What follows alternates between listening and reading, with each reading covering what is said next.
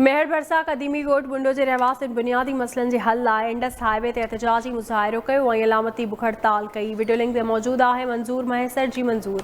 मेहर भरसा ॻोठ बुंडो जे रहवासियुनि बुनियादी सहूलियतुनि स्कूल न हुजण, रोड रस्ता बिजली ऐं ॿी बुनियादी सहूलियतुनि जी खोट ख़िलाफ़ इंडस हाईवे ते एहतजाजी कैंप क़ाइमु करे बुख हड़ताल शुरू करे ॾिनी आहे। ॻोठाणनि चयो आहे त जेसिताईं असांजी बुनियादी मसइला हल नथा थियनि ऐं बुनियादी मसइले जे हल लाइ यकीन दहानी नथी कराई वञे तेसिताईं असांजो ही एहतजाज जारी रहंदो। एहतजाज सां गॾोगॾु हिननि बल्दियाती इलेक्शन में वोटनि जो पिणु बाइकाट कयो आहे। असीं हिते एहतजाजी कैंप ते मौजूदु ॻोठाणनि सां ॻाल्हि ॿोल कंदासीं, उन्हनि जा मुतालबा ॿुधंदासीं त हू छा था चवनि। असांजो ॻोठ बुंडो मेहर जे 1 किलोमीटर जी दूरी ते आहे, पर बुनियादी हर सहूलियतुनि खां महरूम आहे।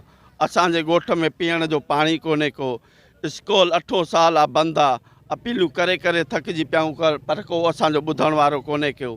असांजे ॻोठ जे मथां तारूं भितुनि जे मथां पयूं आहिनि, थंभा किरी पिया आहिनि, पर को बि हेॾे अचण वारो कोन्हे को तदारक करण वारो कोन्हे। ऐं 14 सालनि खां पीपल्स पार्टी जा वोटर आहियूं, वोट बि उनखे ॾींदा आया आहियूं, पर को बि असांजे लड़ी न आयो आहे। सवाइ कूड़ा दिलासा था पिया ॾियनि। ॻोठ बुंडे में सहूलियत न आहे, न पाणी पीअण जी सहूलियत आहे, न घिटी आहे, न स्कूल जी सहूलियत आहे। तमामु असांखे तकलीफ़ आहे।